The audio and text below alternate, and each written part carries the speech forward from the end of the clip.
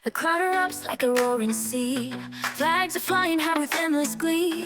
Under stadium lights, the world collides. Assalamualaikum warahmatullahi wabarakatuh. Salam olahraga pemirsa. Berjumpa kembali dengan saya Jil Lucusten. Tentu saya dalam sebuah podcast yang selalu kita akan membahas tentang sepak bola Indonesia dan juga sepak bola dunia. Memang hari ini memang Persib Bandung ini jadi buah bibir di Indonesia setelah kemenangan atas Ratchaburi 1-0. Namun kemenangan itu tidak bisa menutupi kekalahan di leg pertama dengan 3-0 tanpa balas. Dan harusnya memang suara remontada dari media sosial saya juga menyerukan remontada buat Persib Bandung. Namun yang terjadi adalah Persib Bandung harus menata diri mereka harus bocah nodak ini apakah kontraknya juga ini masih tanda tanya karena terbiasa dengan kontrak cuma 3 tahun aja. Apakah dia nanti akan melanjutkan we really don't know kita nggak tahu apakah yang akan terjadi. Namun sebelum kita lanjutkan, berikan like dan subscribe pada channel ini untuk mendukung kita menuju 100.000 subscribers. Terima kasih buat semuanya yang penonton baru, udah like dan subscribe, bagikan ini ke teman-teman Anda dan juga berikan kritikan dan saran pada channel ini di Jil Lucusten dan juga kritikan buat PSSI dan juga Erick Thohir, Ketua Umum PSSI. Oke, rekan-rekan semuanya, dalam suasana yang senang lah Persib Bandung menang 1-0 meskipun untuk berlanjut ke 8 besar ACL 2 harus berhenti. Namun dengan kemenangan Persib memang satu hal yang menjadi momok adalah kesalahan. Saya akan fokus pada seorang William Barros. Ini pemain yang dalam beberapa pekan belum bisa menunjukkan performa yang cukup bagus meskipun dia adalah salah satu top skor di Liga 1 dan juga Persib.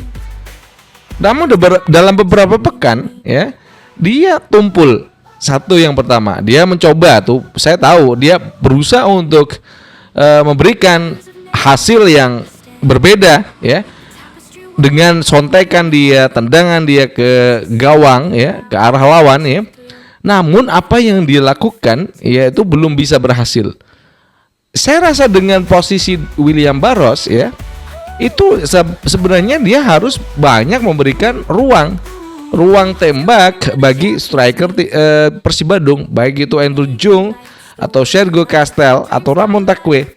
Itu malah lebih bagus ketimbang dia lebih sering mencetak gol itu Namun apakah peluang dari William Barros itu gagal? Ya belum karena masih banyak pertandingan di Liga 1 yang akan dilakoni Persib dengan tujuan adalah bagaimana Persib ini menjaga peluang asa menjadi berarti juara ketiga kalinya karena mereka udah 2 kali kemarin untuk Liga 1 mereka bertarung di papan atas dengan Borneo dan juga Persija.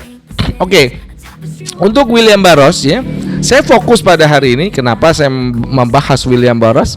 Saya tidak menyalahkan ataupun menganalogikan pemain ini gagal, bukan.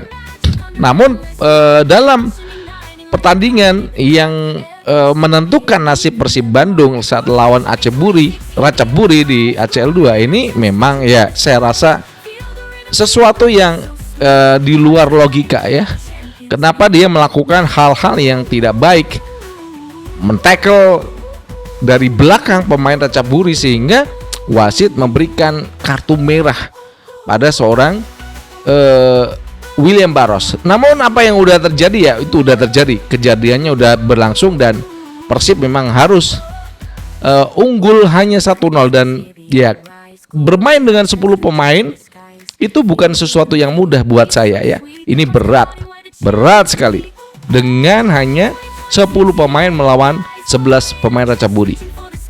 Tapi pertandingan kan udah berakhir kemenangan udah didapat dan pencapaian yang diinginkan dari sebenarnya supporter kemudian juga kita masyarakat Indonesia adalah Persib itu bisa membalik keadaan minimal 3 gol sehingga nanti ada perpanjangan waktu dan yang lolos akan ditentukan dengan adu penalti. Itu yang kita harapkan. Masyarakat Indonesia itu berharap pada Persib banget nih tadi malam ya. Namun yang terjadi adalah bagaimana Persib harus ya melepaskan asanya untuk dia di ACL 2 untuk lolos ke 8 besar. Dan fokus yang udah kita sebutkan dari tadi ya, William Barros adalah pemain yang bagaimana dia membuat sebuah kesalahan dan ujung-ujungnya adalah ya dibayar dengan ya Persib nggak bisa mencetak lebih dari 1 gol, hanya 1 gol saja, dan kemenangan Persib yang nggak sia-sia, menang kan. Kita berikan support pada Persib karena mereka mampu mengalahkan Ratchaburi. Namun torehan yang diinginkan oleh Boboto adalah mereka menang 3-0 tanpa balas. Dan itu semua ya sudah terjadi dan tidak bisa diulangi lagi. Apapun yang ke depan, memang William Barros harus berhati-hati dalam Liga 1. Saya rasa untuk Berginio ini lebih bagus. Berginio itu dipasang di tengah, malah dia bisa menjadi seorang playmaker yang bagus ya. Dia bisa memberikan umpan dan Sadil bisa mencetak gol. Namun yang terjadi ini bagaimana peran dari seorang William Barros yang belum muncul ya, memberikan assist, kemudian memberikan gol pada Persib ya, itu second choice, pilihan kedua. Yang penting adalah bagaimana membuat ruang yang cukup banyak untuk para striker ini mencetak gol, baik itu dengan sundulan ataupun tendangan ke arah gawang lawan. Ini laga Liga 1 akan semakin panas ya, karena kemarin Persija menang 1-0 atas Bali United, dan partai tunda ini akan dilangsungkan ya pada 15 Maret, masih bulan depan ya, atas Borneo. Dan ini akan masih berlanjut untuk Liga 1, dan Bojan Hodak harus benar-benar memilih pemain yang memang mereka itu bisa diandalkan oleh Persib Bandung ya. Ada Levin Kurzawa ya, ada Sergio Castel, ada Andrew Jung, ada Ramon Takwe di depan. Ini 3 striker ya. Namun Persib ini nggak pernah punya striker yang dia lokal. Ini nggak punya, musim ini nggak punya. Ini yang perlu ya jadi catatan ya. Mereka selalu mengandalkan pemain-pemain asing. Hanya Beckham yang selalu main dan Kakang Rudianto.